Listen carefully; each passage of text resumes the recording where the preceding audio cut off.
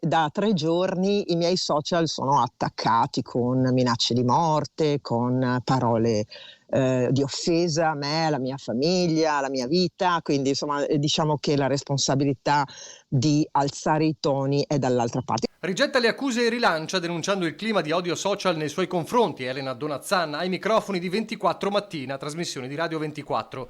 Sul piatto c'è la polemica dopo la tragica morte di Chloe Bianco, l'ex insegnante transgender, il cui corpo carbonizzato è stato trovato nel camper ad Auronzo di Cadore la scorsa settimana. Un suicidio annunciato, una spirale di depressione iniziata 7 anni fa, dopo che il caso scoppiò in una scuola di Sandona di Piave. È sconvolgente che il movimento, perché si tratta insomma sostanzialmente del movimento LGBT che sta usando, questa è una cosa abbastanza sconvolgente per me, sta usando la morte tragica di una persona per farne una polemica politica. Perché secondo il movimento LGBT fu proprio l'accanimento di Donazzan e il demansionamento successivo dell'insegnante a causare quello smarrimento e quella solitudine raccontati in un blog fino a poco prima del tragico gesto.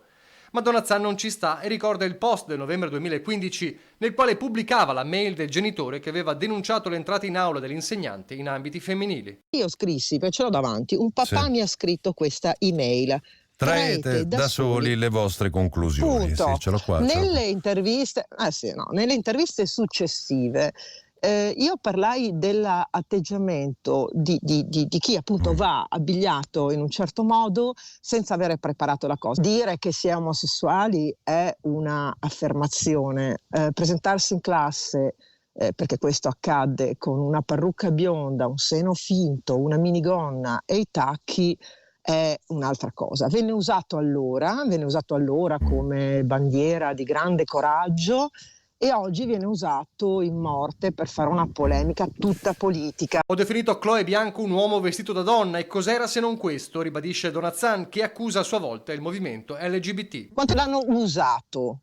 Forse i responsabili dovrebbero guardarsi dentro. Tutto questo però non ferma la protesta del coordinamento LGBT del Veneto, assieme alla rete degli studenti medi e le famiglie arcobaleno, scese in piazza ieri a Padova e che replicheranno domani alle 18 a Treviso in piazza Santa Maria dei Battuti. Un presidio per Chloe Bianco e tutte le vittime di transfobia e per chiedere responsabilità, spiegano, a una politica che non sembra capace di garantire a chiunque gli stessi diritti, soprattutto quello ad esistere.